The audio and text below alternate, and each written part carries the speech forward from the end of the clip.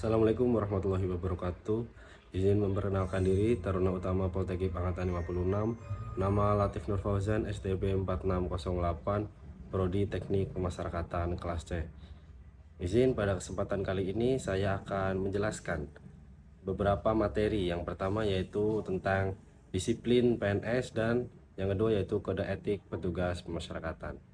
Video kali ini saya buat untuk memenuhi tugas dari mata kuliah etika profesi petugas pemasyarakatan dan juga untuk memenuhi tugas dari ujian akhir semester dari mata kuliah etika petugas pemasyarakatan. Baik, langsung saja kita masuk ke materinya.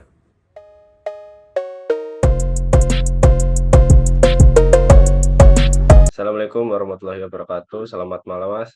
Izin memperkenalkan diri, saya Taruna Utama Polteknik Angkatan 56. Nama Latif Nur Fauzan, STB 4608, Prodi Teknik Pemasyarakatan kelas C. Pada kesempatan kali ini, izinkan saya untuk melakukan wawancara terhadap Mas Rangga mengenai etika profesi dari petugas pemasyarakatan. Apakah Mas Rangga sudah siap? Ya, sudah siap. Baik, untuk pertanyaan yang pertama, bolehkah eh, Mas Rangga memperkenalkan diri terlebih dahulu? Silakan. Selamat malam, perkenalkan nama saya Rangga Fatin Ramadan. Saya bekerja sebagai anggota Regu Pengamanan di Lembaga Pemasyarakatan Narkotika kelas 2B Purwokerto. Ya, Oke, baik. Untuk pertanyaan selanjutnya, apakah Mas Rangga itu mengetahui tentang kode etik petugas pemasyarakatan? Bila mengetahui, bisa dijelaskan secara singkat apa itu kode etik dari petugas pemasyarakatan?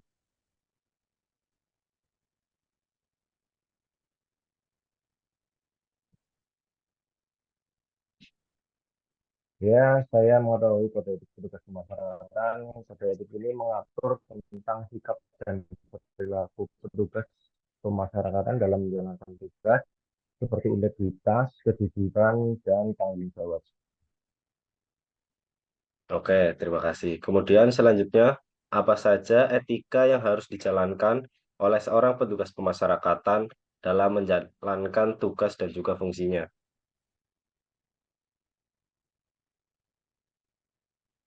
Yang saya ketahui beberapa etika yang harus dijalankan antara lain yaitu menjaga kerahasiaan informasi, memperlakukan semua narapidana dengan adil, serta menjalankan tugas dengan penuh disiplin dan tanggung jawab. Oke. Kemudian selanjutnya, bagaimana Mas Rangga menerapkan kode etik ini di dalam menjalankan tugas sehari-hari pada lembaga pemasyarakatan?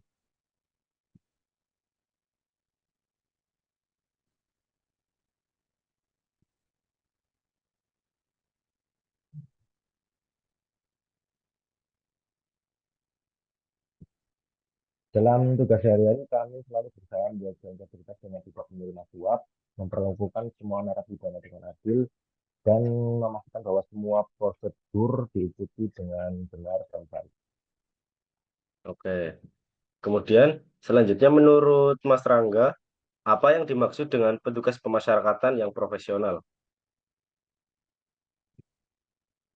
Menurut saya, petugas pemasyarakatan yang profesional adalah mereka yang bekerja sesuai dengan kode etik, selalu disiplin, menjaga integritas, dan mampu menyelesaikan tugas dengan baik tanpa kompromi terhadap prinsip-prinsip moral. Oke, baik. Terima kasih atas jawaban-jawaban yang telah diberikan. Jadi intinya yaitu petugas pemasyarakatan yang profesional adalah mereka yang menjalani sesuai dengan kode etik, selalu disiplin, menjaga integritas, dan mampu menyelesaikan tugas dengan baik. Eh, Semoga wawancara ini dapat bermanfaat bagi kita semua dan dapat dipahami serta semua petugas pemasyarakatan dapat menjalankan kode etik dan juga meningkatkan profesionalitas pada lembaga pemasyarakatan. Terima kasih Mas Rangga atas waktunya dalam wawancara pada malam hari Terima ini. kasih, Baik, terima kasih. Semoga Siap, terima kasih Mas. Silakan Mas Rangga diperbolehkan untuk live Zoom. Terima kasih Mas. Terima kasih. Assalamualaikum. Selamat Siap. malam. Waalaikumsalam. Baik, untuk penjelasan materi yang pertama yaitu tentang disiplin PNS. Ya, saya akan menjelaskan tentang beberapa materi tentang disiplin PNS. Disiplin PNS atau disiplin dari pegawai negeri sipil adalah sikap atau perilaku yang harus dimiliki oleh setiap pegawai negeri sipil dalam melaksanakan tugasnya sesuai dengan peraturan perundang-undangan yang berlaku. Disiplin PNS mencakup ketaatan terhadap peraturan, etika, etika kerja, serta tanggung jawab dalam melaksanakan tugas. Prinsip-prinsip disiplin PNS itu sendiri meliputi ketaatan terhadap peraturan perundang-undangan, loyalitas terhadap negara, serta profesionalisme dalam melaksanakan tugas. Selain itu, pegawai negeri sipil harus memiliki integritas yang tinggi, bekerja dengan efisien dan efektivitas, serta menjunjung tinggi kejujuran dan juga tanggung jawab. Dalam praktiknya, disiplin pegawai negeri sipil diwujudkan melalui kehadiran tepat waktu, kinerja yang optimal, penggunaan sumber daya secara efisien, serta pelaporan yang transparan dan juga akuntabel. Disiplin pegawai negeri sipil juga mencakup sikap yang sopan dan ramah terhadap masyarakat, serta tetap menjaga rahasia jabatan dan juga informasi yang diberikan oleh negara. Pelanggaran disiplin PNS dapat dikenakan sanksi. Sanksi itu mulai dari teguran hingga pemecatan tergantung pada beratnya pelanggaran yang dilakukan. Oleh karena itu, penting bagi setiap pegawai negeri sipil untuk memahami dan juga mematuhi aturan disiplin yang berlaku. Disiplin PNS itu diatur dalam Peraturan Pemerintah Nomor 94 Tahun 2021 dalam pasal 1.1 dijelaskan pegawai negeri sipil yang selanjutnya disingkat PNS adalah warga negara Indonesia yang memenuhi syarat tertentu, diangkat sebagai pegawai aparatur sipil negara secara tetap oleh pejabat pembina kepegawaian untuk menduduki jabatan pemerintah. Pengertian disiplin PNS adalah kesanggupan PNS untuk mentaati kewajiban dan juga menghindari larangan yang ditentukan dalam peraturan perundang-undangan. Apabila PNS terbukti melakukan pelanggaran, maka akan diberikan hukuman oleh pejabat yang berwenang. Lebih lanjut, mengenai kewajiban dan larangan PNS itu diatur dalam pasal 3, 4, dan juga 5. PNS yang melanggar akan diberikan sanksi berupa hukuman disiplin yang dibagi ke dalam 3 tingkatan, yaitu hukuman disiplin ringan, hukuman disiplin sedang, dan hukuman disiplin berat. Hukuman disiplin ringan itu dapat berupa teguran lisan, teguran tertulis, pertanyaan tidak puas secara tertulis, sedangkan untuk disiplin sedang itu dapat berupa pemotongan tunjangan kinerja sebesar 25% selama 6 bulan. Pemotongan tunjangan kinerja sebesar 25% selama 9 bulan, pemotongan tunjangan kinerja sebesar 25% selama 12 bulan. Sedangkan untuk disiplin berat dapat berupa penurunan jabatan setingkat lebih rendah selama 12 bulan, pembebasan dari jabatannya menjadi jabatan pelaksana selama 12 bulan, atau pemberhentian dengan tidak hormat, tidak atas permintaan sendiri sebagai pegawai negeri sipil. Pegawai negeri sipil yang tidak masuk kerja dan tidak mentaati ketentuan jam kerja tanpa alasan yang sah secara terus-menerus selama 10 hari itu dapat diberhentikan pembayaran gajinya sejak bulan berikutnya.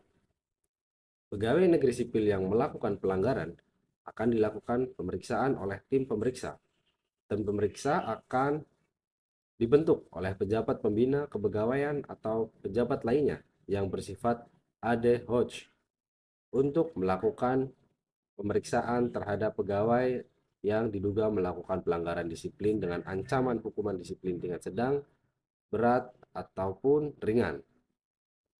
Adapun tata cara pemeriksaannya yaitu memanggil, kemudian memeriksa dalam berita acara pemeriksaan, menjatuhkan hukuman atau melaporkan secara hierarki pemeriksaan oleh tim pemeriksa. Apabila dijatuhi hukuman disiplin tingkat berat, dapat dibebaskan sementara dari tugas jabatannya jika terdapat indikasi kerugian negara berkoordinasi dengan APIP. Setiap penjatuhan hukuman disiplin ditetapkan dengan keputusan pejabat yang berwenang untuk menghukum. Pada saat dilakukan penjatuhan hukuman disiplin terhadap PNS, dapat mengajukan upaya administratif. Upaya administratif itu dapat ditempuh oleh pegawai yang tidak puas terhadap hukuman disiplin yang dijatuhkan terhadapnya, yaitu dapat berupa keberatan terhadap keputusan PPK selain pemberhentian sebagai PNS atau selain pemutusan hubungan perjanjian kerja sebagai PPPK, dan pegawai yang tidak puas terhadap keputusan pejabat banding administratif terhadap keputusan PPK mengenai pemberhentian sebagai PNS atau pemutusan hubungan perjanjian kerja sebagai PPPK. Keputusan hukuman disiplin berlaku pada hari ke-15 sejak diterima. Keputusan hukuman disiplin yang diajukan upaya administratif berlaku sesuai dengan keputusan upaya administratifnya. Demikian penjelasan mengenai disiplin PNS. Semoga dapat memberikan pemahaman yang lebih baik tentang pentingnya sikap disiplin dalam menjalankan tugas sebagai pegawai negeri sipil. Selanjutnya penjelasan yang kedua yaitu tentang kode etik petugas pemasyarakatan.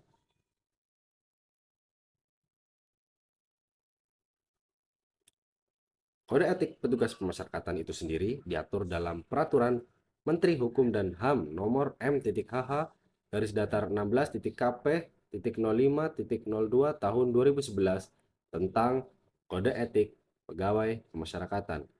Kode etik itu sendiri adalah sekumpulan prinsip dan norma yang mengatur perilaku serta sikap petugas pemasyarakatan dalam menjalankan tugas dan fungsi mereka. Prinsip-prinsip utama kode etik itu meliputi integritas, keadilan, disiplin, serta tanggung jawab. Integritas itu berarti menjaga kejujuran dan juga transparansi dalam melakukan setiap tindakan. Keadilan mengharuskan memperlakukan semua narapidana dan kolega dengan adil tanpa diskriminasi. Disiplin adalah mematuhi semua peraturan dan prosedur yang berlaku. Sedangkan tanggung jawab itu melibatkan pelaksanaan tugas dengan penuh rasa tanggung jawab. Dalam tugas sehari-hari, implementasi kode etik dapat mencangkup menghindari konflik kepentingan, menjaga kerahasiaan informasi, melaporkan tindakan yang tidak sesuai dengan kode etik, dan terus memperbaiki diri serta mengembangkan kompetensi secara berlanjutan. Konsekuensi pelanggaran kode etik dapat beragam, mulai dari sanksi disiplin seperti teguran hingga pemecatan, kerusakan reputasi dan juga integritas, serta dampak negatif terhadap kinerja lembaga pemasyarakatan. Dengan memahami dan juga menjelaskan kode etik ini, kita diharapkan sebagai petugas pemasyarakatan dapat bekerja secara profesional dan juga memberikan kontribusi positif dalam lingkungan kerja. Demikian penjelasan mengenai kode etik dari petugas pemasyarakatan. Terima kasih atas kesempatannya. Apabila terdapat kesalahan dalam penyampaian materi, baik itu dari etika profesi petugas pemasyarakatan, saya mohon maaf. Sekian, terima kasih. Assalamualaikum warahmatullahi wabarakatuh.